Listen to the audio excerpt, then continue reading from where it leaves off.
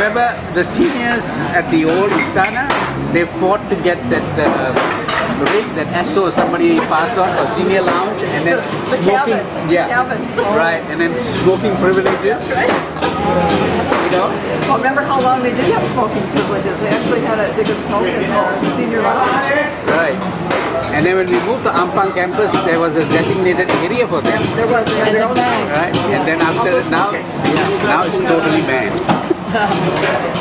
Even for teachers, right? Yeah, everybody. They have to come outside of campus. No smoking in campus. But then that's how the world is gone too. Okay, so if you're an old school person and you were a smoker at the old palace, raise your hand.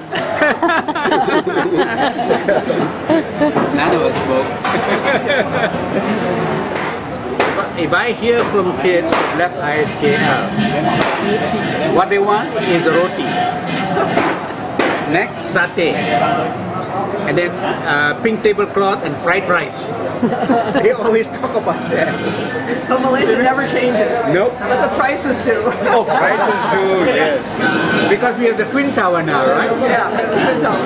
So how much does the roti canai cost now? It's $1.20 now. Double the price. A ringgit 20. Yeah, ringgit 20. Yes. So Ishar, in the day, how much was a piece of roti canai? Used to be 30 cents, 60 cents. Wow, wow. Yeah. Which is 10 US cents. But you know, whatever it is, free gravy. Isn't it wonderful? Free gravy. It comes with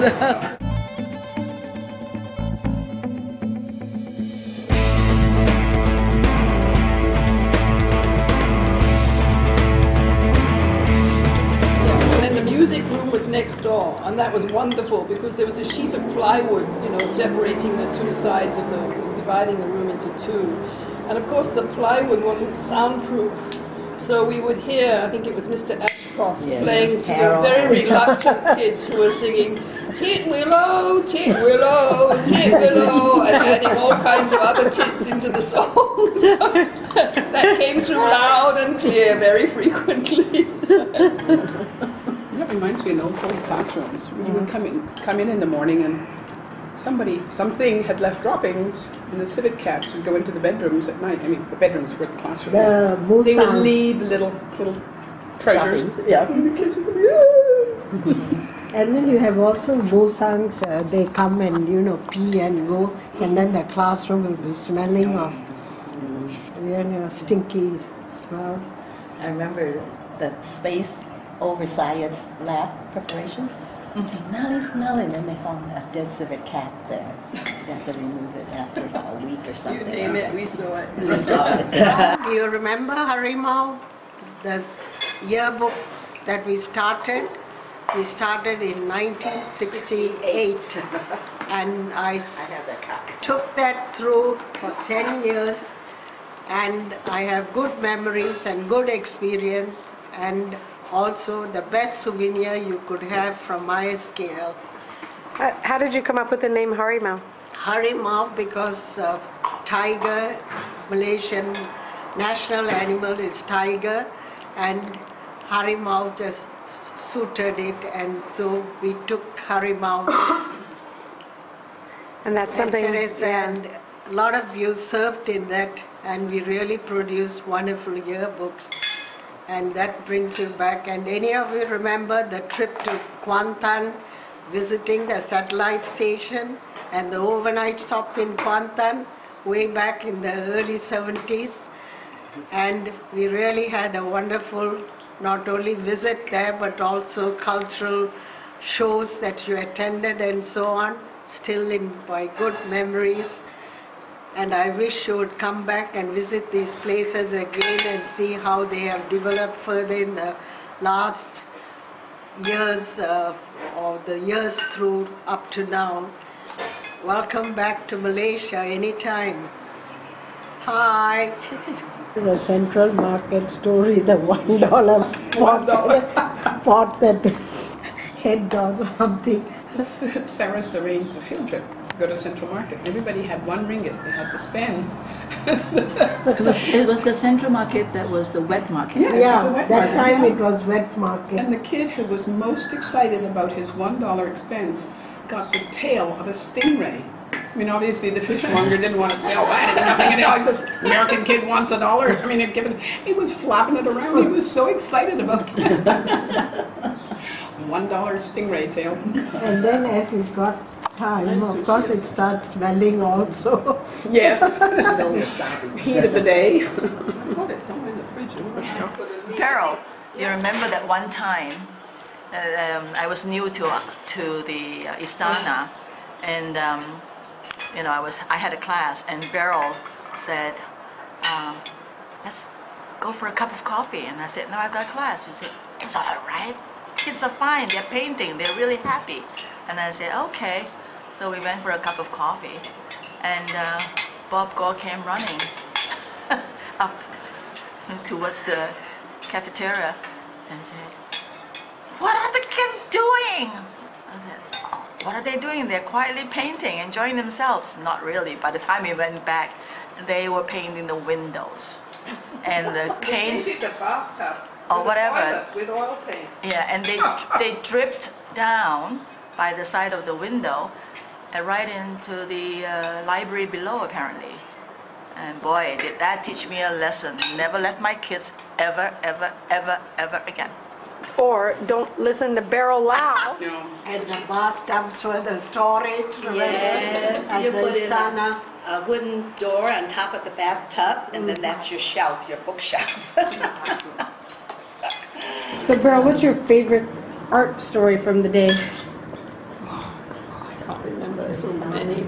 I think I had good fun when we took the cockerel into the classroom, you know, for drawing lessons, and the cockerel got away and started flapping around, and the kids thought it was wonderful, and then it started dropping on all their work, you know, and it was good fun. It was a live cockerel, you know.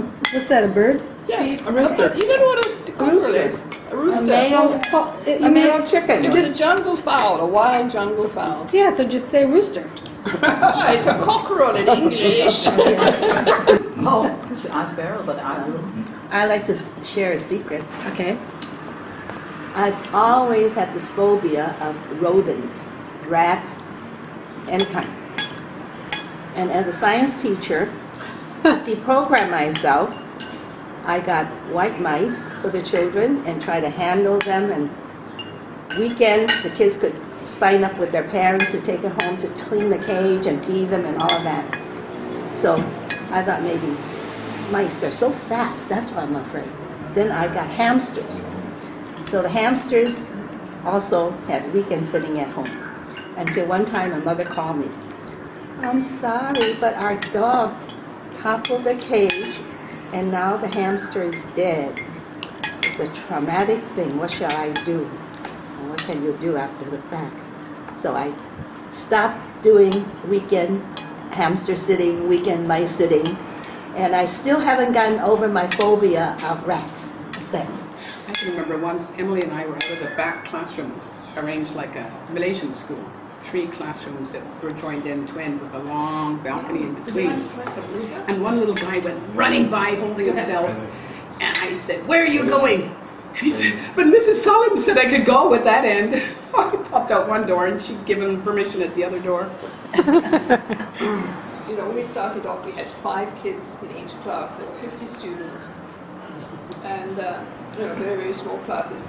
And then we went up to 10, and then the teachers started protesting, you know, this is getting out of hand, it's too big. So when it crossed over 10, there was a sort of like a mass riot on whoever was principal at that time. I think it must have been Bob Fenley. It must have been Fenley. But, you know, people said, we can't handle this, it's just far too much. How can you have more than 10 kids in the class?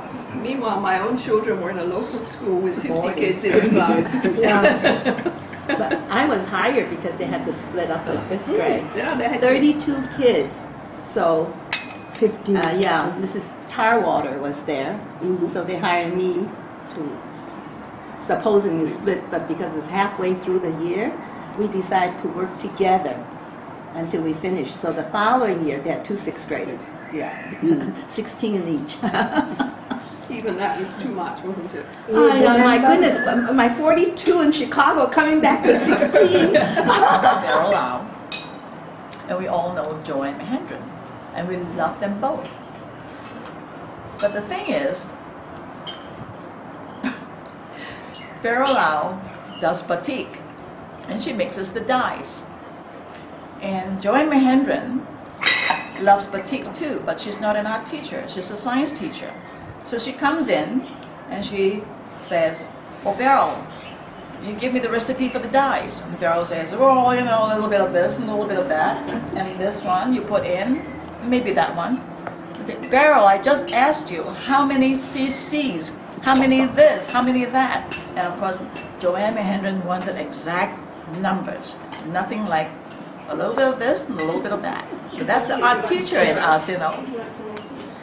Well, and that story was just because Beryl just tried to explain to us how she made this delicious passion fruit pie, and Leslie was asking her for the recipe, like how many passion fruits, and she said, "Oh, I don't know, just about this many, I don't measure." But that reminds me, do you remember Nancy Lambert? Yes, yes. She liked those little cakes that Hari Raya called Kwe Wahulu, the little spongy ones. And Muri's mother sent some to us, and we gave some to her.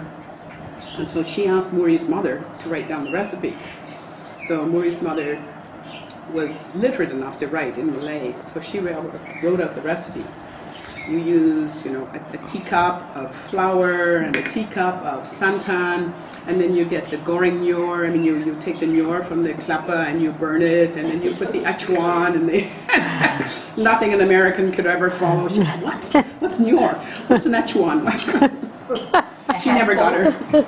We put the platform, carried the platforms for speakers and things, put together, made the stage light, and then pushed all the chairs, had the families come, and they put on the first play at ISKL. Do you remember what the play was? First play. What play was it? I forget now. Put this away. What was the original ISKL school uniform? Oh, the little girls had an A-line dress with a round neckline, sleeveless, and around the neckline was a little white band. It was sweet. It was very attractive and very, it was like a chambray kind of material. It was blue. What the boys were? They wore navy shorts and white, not t-shirt shirts, but, you know, shirts. Cloth, regular. Ah, there we go.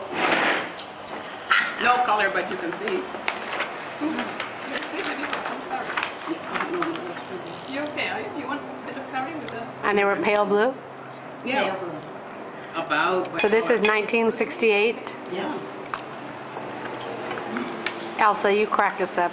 So prepared. But I couldn't find boys in the front row, so But they wore navy shorts, weren't they? they wore shorts. Yeah, a normal button-down button shirt.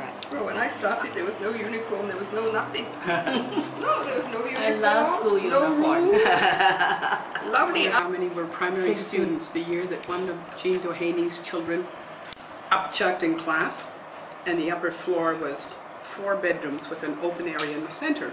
So she took her class out to the open area in the center while the classroom was being cleaned up. And the classroom was cleaned up by throwing buckets of water. And first thing you knew, the headmaster came up and said, "What the beep beep is going on?" And his shirt was wet. It dripped down into his office. Is that Chandler? That was Bob Goff. He was Bob beside Goff, himself. Button-down button shirt. Well, when I started, there was no uniform, there was no nothing. No, there was no uniform. I love school uniform. No rules. Lovely hours, 8:30 to 12:30, perfect. And the the canteen was the motorcycle man with the ice cream. Came right breaks. Came at the end of the day, and then he'd drive away again. That was canteen service.